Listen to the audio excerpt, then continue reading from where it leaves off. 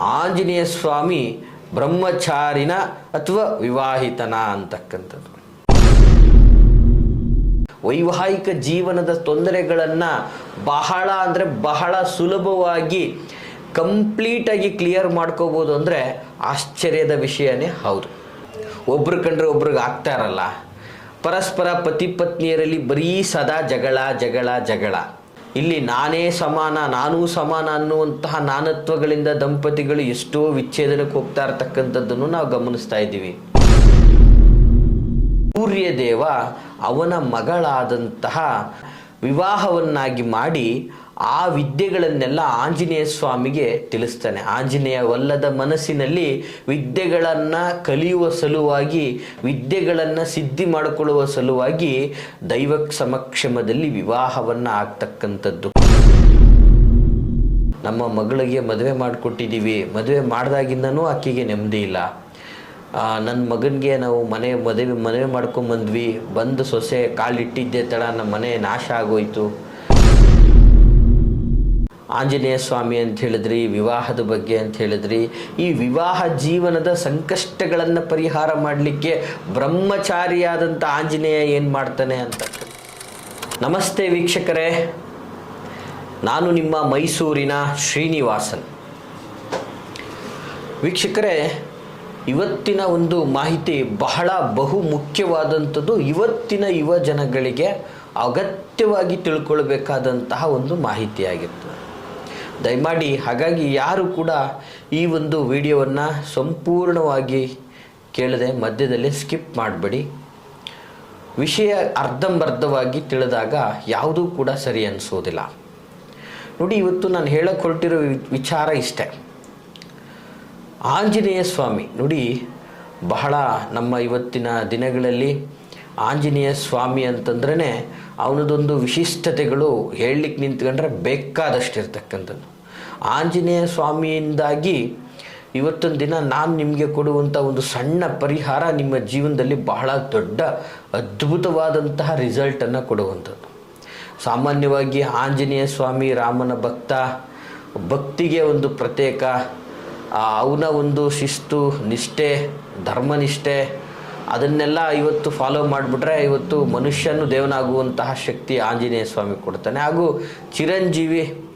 ಎಲ್ಲಕ್ಕಿಂತ ಮುಖ್ಯವಾದ ವಿಚಾರ ಏನಪ್ಪ ಅಂತಂದರೆ ಆಂಜನೇಯ ಸ್ವಾಮಿ ಬ್ರಹ್ಮಚಾರಿನ ಅಥವಾ ವಿವಾಹಿತನ ಅಂತಕ್ಕಂಥದ್ದು. ನೋಡಿ, ಇದು ಬಹಳ ಜನಗಳಿಗೆ ಒಂದು ರೀತಿಯಲ್ಲಿ ಸದಾ ಕಾಡುವಂತಹ ಪ್ರಶ್ನೆ. ಆಂಜನೇಯ ಸ್ವಾಮಿ ವಿವಾಹಿತನ ಅಥವಾ ಅವಿವಾಹಿತನ, ಬ್ರಹ್ಮಚಾರಿಯ ಅಂತಕ್ಕಂಥದ್ದು. ನೋಡಿ, ಈ ಒಂದು ವಿಷಯಕ್ಕೆ ಸಂಬಂಧಪಟ್ಟ ಹಾಗೆಯೇ ಇದನ್ನು ಇವತ್ತು ಪ್ರಸ್ತುತ ಮಾನವ ಜನ್ಮಕ್ಕೂ ಕೂಡ ಎಷ್ಟು ವಿಚಾರ ಇದೆ, ಅನುಕೂಲಕರಗಳಿದೆ ಅಂತಕ್ಕಂಥದ್ರ ಬಗ್ಗೆ ನಾನು ಮಾತಾಡಲಿಕ್ಕೆ ಇಷ್ಟಪಡ್ತಾಯಿದ್ದೀನಿ. ನೋಡಿ, ಆಂಜನೇಯ ಸ್ವಾಮಿಯನ್ನು ಸಾಕ್ಷಾತ್ ಶಿವನ ಅಂಶ ಅಂತ ಹೇಳಿದ್ರು ಕೂಡ ತಪ್ಪಾಗಲಿಕ್ಕಿಲ್ಲ, ಅದು ವಾಸ್ತವ ಕೂಡ ಸತ್ಯ. ನೋಡಿ, ಆಂಜನೇಯ ಬಾಲ್ಯದಲ್ಲಿದ್ದಾಗಲೇ ಸೂರ್ಯನನ್ನು ಒಂದು ಹಣ್ಣು ಅಂತ ಹೇಳಿ ನುಂಗಿದಂತಹ ಒಂದಷ್ಟು ಇತಿಹಾಸಗಳನ್ನು ತಾವು ಕೇಳಿರ್ತಕ್ಕಂಥದ್ದು. ಹಾಗೆ ಆಂಜನೇಯ ಸ್ವಾಮಿಯ ಗುರು ಕೂಡ ಸೂರ್ಯದೇವನೇ ಹೌದು. ಇವತ್ತು ಆಂಜನೇಯ ಸ್ವಾಮಿ ಸಕಲ ಕಲಾ ವಲ್ಲಭ, ಒಂದಷ್ಟು ಅಷ್ಟಸಿದ್ಧಿಗಳನ್ನು ಮಾಡಿಕೊಂಡಿದ್ದಾನೆ ಅಂತಂದರೆ ಸೂರ್ಯದೇವನ ಶಿಕ್ಷಣದ ಒಂದು ವ್ಯವಸ್ಥೆ. ಅವನು ಗುರುವಾಗಿ ಆಂಜನೇಯ ಸ್ವಾಮಿಗೆ ಎಲ್ಲ ಥರದ ವಿದ್ಯೆಗಳನ್ನು ದಾರೆಯನ್ನು ಎರೆದಿರ್ತಕ್ಕಂಥದ್ದು. ನೋಡಿ, ಇವತ್ತು ನಾನು ಈ ಎಲ್ಲ ವಿಷಯ ಏನಕ್ಕೆ ನಿಮಗೆ ಹೇಳ್ತಾ ಇದ್ದೀನಿ ಅಂತಂದರೆ, ಆಂಜನೇಯ ಸ್ವಾಮಿಯ ಈ ಒಂದು ವಿಶೇಷವಾದಂತಹ ದಿವ್ಯ ಸಾನ್ನಿಧ್ಯದ ಒಂದು ದರ್ಶನದಿಂದ, ಈ ಒಂದು ವಿಶಿಷ್ಟವಾದಂತಹ ಚಿತ್ರಪಟದಿಂದ ಇವತ್ತು ಮನುಷ್ಯ ಅವನ ಒಂದು ಗೃಹಸ್ಥಾಶ್ರಮದ ಸಮಸ್ಯೆಗಳನ್ನು, ವೈವಾಹಿಕ ಜೀವನದ ತೊಂದರೆಗಳನ್ನು ಬಹಳ ಅಂದರೆ ಬಹಳ ಸುಲಭವಾಗಿ ಕಂಪ್ಲೀಟಾಗಿ ಕ್ಲಿಯರ್ ಮಾಡ್ಕೋಬೋದು ಅಂದರೆ ಆಶ್ಚರ್ಯದ ವಿಷಯನೇ ಹೌದು. ನೋಡಿ, ಸಾಮಾನ್ಯವಾಗಿ ಇವತ್ತು ವಿವಾಹ ಅಂತಕ್ಕಂಥದ್ದು ಷೋಡಶ ಕರ್ಮಗಳಲ್ಲಿ ಬಹಳ ಮುಖ್ಯವಾದಂತಹ ಒಂದು ವಿಚಾರ. ಆಂಜನೇಯ ಸ್ವಾಮಿಗೆ ವಿವಾಹ ಆಗಿತ್ತಾ? ಇವತ್ತು ಪ್ರತಿನಿತ್ಯ ಮನುಷ್ಯನ ಜೀವನದಲ್ಲಿ ವಿವಾಹ ಅನ್ನೋದು ಬಹಳ ಪ್ರಶಸ್ತವಾದಂತಹ ವಿಚಾರ. ಅದು ಒಂದು ಹೆಣ್ಣಿಗಾಗಿರ್ಬೋದು, ಒಂದು ಗಂಡಿಗಾಗಿರ್ಬೋದು, ಅದು ಒಂದು ರೀತಿಯಲ್ಲಿ ಮರುಹುಟ್ಟು ಅಂತ ಹೇಳಿದ್ರು ಕೂಡ ತಪ್ಪಾಗಲಿಕ್ಕೆ ಸಾಧ್ಯ ಇಲ್ಲ. ವಿವಾಹ ನೋಡಿ, ಇವತ್ತು ಎಷ್ಟೋ ಜನ ಹಿರಿಯರು, ತಂದೆ ತಾಯಿಯರು ಅವ್ರ ಮನೆಯಲ್ಲಿರ್ತಕ್ಕಂಥ ಹೆಣ್ಮಕ್ಳಿಗಾಗಿರ್ಬೋದು, ಗಂಡು ಮಕ್ಕಳಿಗಾಗಿರ್ಬೋದು, ವಯೋಸಹಜ ವಿವಾಹವನ್ನು ಮಾಡಬೇಕು, ಅವ್ರನ್ನ ಗೃಹಸ್ಥಾಶ್ರಮಕ್ಕೆ ಸೇರಬೇಕು, ಕನ್ಯಾದಾನವನ್ನು ಮಾಡಬೇಕು, ಮಗಳಿಗೆ ವರನನ್ನು ಹುಡುಕಬೇಕು, ಮಗನಿಗೆ ವಧುವನ್ನು ಹುಡುಕಬೇಕು, ಅವ್ರಿಗೊಂದು ದಾಂಪತ್ಯ ಜೀವನವನ್ನು ಕಲ್ಪಿಸ್ಕೊಡ್ಬೇಕು ಅನ್ನುವಂತಹ ನಿಟ್ಟಲ್ಲಿ ಬಹಳ ಅದ್ಭುತವಾಗಿ, ಅದ್ಧೂರಿಯಾಗಿ ಲಕ್ಷಗಟ್ಟಲೆ, ಕೋಟಿಗಟ್ಟಲೆ ಖರ್ಚು ಮಾಡಿ ಇವತ್ತಿನ ದಿನ ವಿವಾಹಗಳನ್ನು ಮಾಡ್ತಾರೆ. ವಿವಾಹಗಳನ್ನು ನಡೆದಿರ್ತಕ್ಕಂಥದ್ದು ಕೂಡ ನಾವು ದಿನನಿತ್ಯ ನೋಡ್ತಾ ಇರ್ತೀವಿ. ಸೊ ಇಂತಹ ವಿವಾಹ ನಡೆದಂತಹ ನಂತರ ದಂಪತಿಗಳಲ್ಲಿ ಆಗುವಂಥ ಒಂದಷ್ಟು ಕ್ಲೇಶಗಳು ಅಂದರೆ ಪರಸ್ಪರ ಒಬ್ರಿಗೊಬ್ರಿಗೆ ಪ್ರೀತಿ ವಾತ್ಸಲ್ಯ ಇರಲ್ಲ, ಒಬ್ರು ಕಂಡ್ರೆ ಒಬ್ರಿಗೆ ಆಗ್ತಾ ಇರಲ್ಲ, ಪರಸ್ಪರ ಪತಿ ಪತ್ನಿಯರಲ್ಲಿ ಬರೀ ಸದಾ ಜಗಳ ಜಗಳ ಜಗಳ, ಪತಿ ಕಂಡ್ರೆ ಪತ್ನಿಗಾಗಲ್ಲ, ಪತ್ನಿ ಕಂಡ್ರೆ ಪತಿಗಾಗಲ್ಲ. ಅಂದರೆ ಸಾಂಸಾರಿಕ ಸುಖದಲ್ಲಿ ನೆಮ್ಮದಿನೇ ಇಲ್ಲ, ಸಾಂಸಾರಿಕ ಸುಖ ಇಲ್ಲ, ಶಾರೀರಿಕ ಸುಖ ಇಲ್ಲ, ಮಾನಸಿಕ ನೆಮ್ಮದಿ ಇಲ್ಲ. ಪಾಪ ಗಂಡ ದುಡಿದು ಮನೆಗೆ ಬಂದರೆ ಪತ್ನಿಯಿಂದ ಒಂದು ಶುಭವಾದಂತಹ ವಿಚಾರಗಳಿಲ್ಲ. ಅಥವಾ ಪತಿ ಪತ್ನಿಯರು ಇವತ್ತಿನ ಜಗತ್ತಲ್ಲಿ ದುಡಿತಾ ಇರ್ತಕ್ಕಂಥದ್ದನ್ನು ನೋಡ್ತಾ ಇದ್ದೀವಿ. ಇಲ್ಲಿ ನಾನೇ ಸಮಾನ, ನಾನೂ ಸಮಾನ ಅನ್ನುವಂತಹ ನಾನತ್ವಗಳಿಂದ ದಂಪತಿಗಳು ಎಷ್ಟೋ ವಿಚ್ಛೇದನಕ್ಕೆ ಹೋಗ್ತಾ ಇರ್ತಕ್ಕಂಥದ್ದನ್ನು ನಾವು ಗಮನಿಸ್ತಾ ಇದ್ದೀವಿ. ಹೀಗೆ ಈ ಥರ ಎಷ್ಟೋ ಹಿರಿಯರಿಗೆ ತಮ್ಮ ಮಗ ಅಥವಾ ತಮ್ಮ ಸೊಸೆ ಅಥವಾ ತಮ್ಮ ಮಗಳು ಇವತ್ತು ದಾಂಪತ್ಯದ ಒಂದು ಅನುಬಂಧವನ್ನು, ಆ ಒಂದು ಜೀವನದ ಒಂದು ಸಾಮರಸ್ಯವನ್ನು ಅರ್ಥ ಮಾಡಿಕೊಳ್ಳದೆ ಸಂಸಾರದಲ್ಲಿ ಕಿರಿಕಿರಿಗಳನ್ನು ಮಾಡಿಕೊಂಡು ಅವ್ರ ಮನಸ್ಸಿಗೂ ದುಃಖವನ್ನು ಮಾಡ್ಕೊಳ್ತಾ, ಅವರ ವೈಯಕ್ತಿಕ ಜೀವನವನ್ನು ನಾಶ ಮಾಡ್ಕೊಳ್ತಾ, ಜೊತೆಗೆ ಹಿರಿಯರಿಗೂ ಕೂಡ ನೋವನ್ನು ಉಂಟು ಮಾಡ್ತಾ ಇವತ್ತು ಎಷ್ಟೋ ಕುಟುಂಬಗಳು ದೂರ ದೂರ ಆಗ್ತಾ ಇದೆ. ಇದರಿಂದ ಶತ್ರುತ್ವಗಳು ಬೆಳೀತಾ ಇದೆ, ಪರಸ್ಪರ ಸಂಬಂಧಗಳು ನಾಶ ಆಗ್ತಾ ಇದೆ.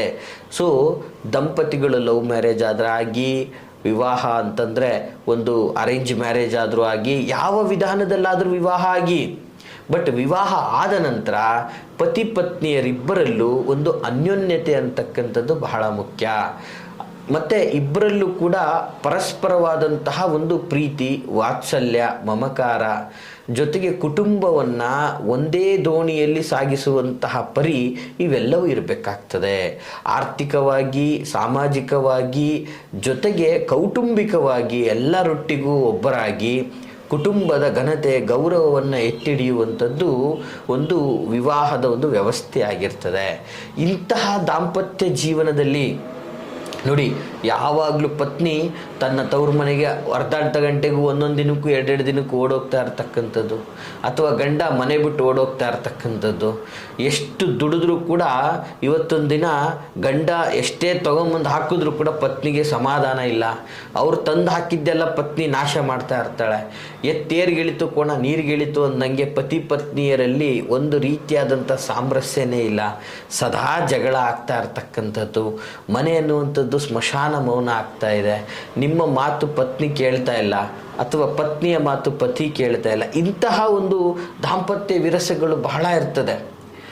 ಸೊ ನೋಡಿ, ಜೀವನ, ವಿವಾಹ ಅಂದರೆ ಏನು ಅಂತಲೇ ಅರಿವಿಲ್ಲದೇನೆ ವಿವಾಹಕ್ಕೆ ಹೋಗ್ಬಿಡ್ತಾರೆ. ಕೆಲವೊಂದು ಸಲ ಆಕರ್ಷಣೆಗೆ ಬಲಿಯಾಗಿರ್ತಕ್ಕಂಥವ್ರು ಬಹಳ ಇರ್ತಾರೆ. ನೋಡಿ, ಯಾವಾಗಲೂ ಕೂಡ ವಿವಾಹ ಅನ್ನೋದು ಒಂದು ಸ್ಯಾಕ್ರಿಫೈಸ್. ಯಾವಾಗ ಹೊಂದಾಣಿಕೆ ಇಲ್ಲ, ಸ್ಯಾಕ್ರಿಫೈಸ್ ಇಲ್ಲ ಅಂದರೆ ಅದೊಂದು ವಿವಾಹನೇ ಅಲ್ಲ. ವೀಕ್ಷಕರೇ, ಇಂತಹ ಅಮೂಲ್ಯವಾದ ವಿವಾಹದ ಜೀವನದಲ್ಲಿ ನೀವು ಸಂಕಷ್ಟ ಪಡ್ತಾ ಇದ್ದೀರಾ, ವಿವಾಹ ಆಗಿದ್ದೀರಾ, ವಿವಾಹ ಆದರೂ ನಿಮಗೆ ನೆಮ್ಮದಿ ಇಲ್ಲ, ಜೀವನನೇ ಬೇಡ ಅನ್ನುವಂತಹ ಒಂದು ಜಿಗುಪ್ಸೆ ಉಂಟಾಗ್ತಾ ಇದೆ ನಿಮಗೆ.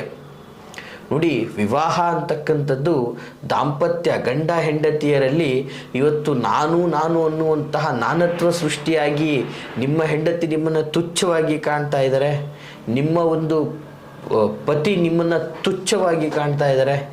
ಸೊ ಇದರಿಂದ ನಿಮ್ಮಲ್ಲಿ ಒಂದು ವೈಬ್ರೇಷನ್ ಅಥವಾ ಒಂದು ವಿಶ್ವಾಸನೇ ಮೂಡ್ತಾ ಇಲ್ಲ. ಪರಸ್ಪರ ದಾಂಪತ್ಯದ ಒಂದು ಸೌಖ್ಯನೇ ನಿಮಗಿಲ್ಲ ಅನ್ನುವಂಥದ್ದಾದರೆ ಏನು ಮಾಡಬೇಕು?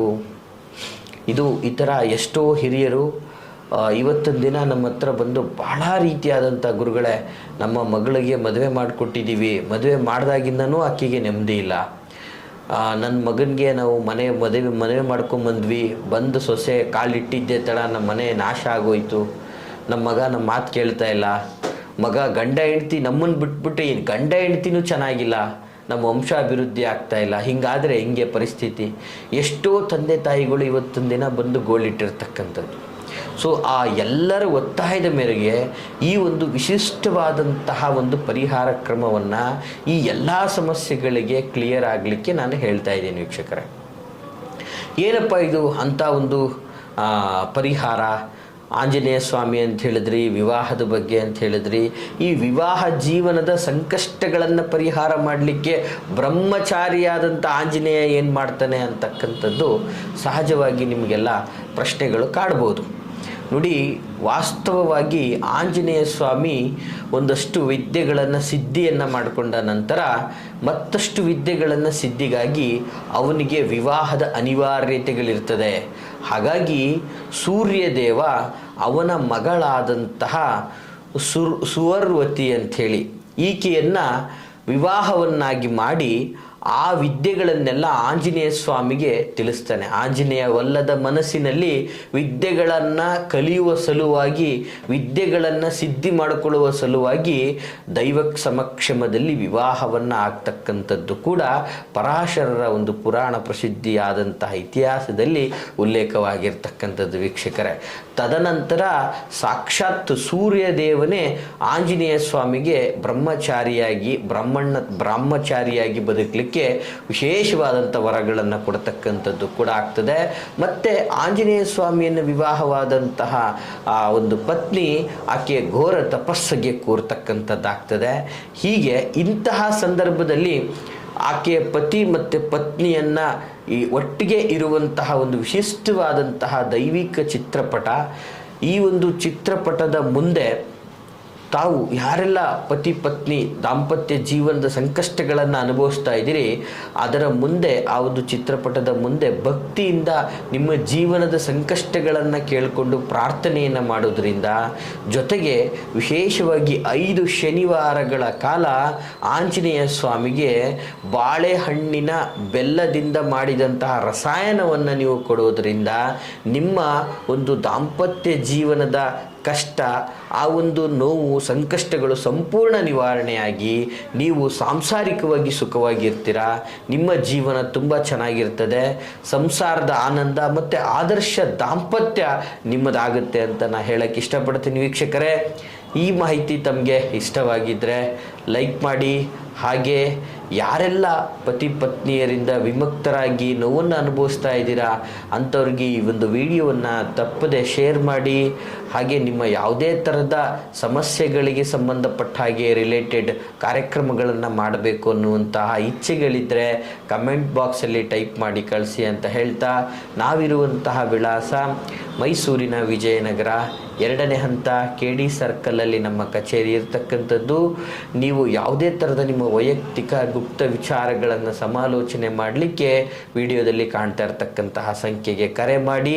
ನಾವಿರುವಂತಹ ಸಮಯವನ್ನು ಖಚಿತ ಮಾಡಿಕೊಂಡು ಬಂದು ಭೇಟಿಯಾಗಿ ಅಂತ ಹೇಳ್ತಾ, ಎಲ್ರಿಗೂ ಶುಭವಾಗಲಿ. ನಮಸ್ಕಾರ.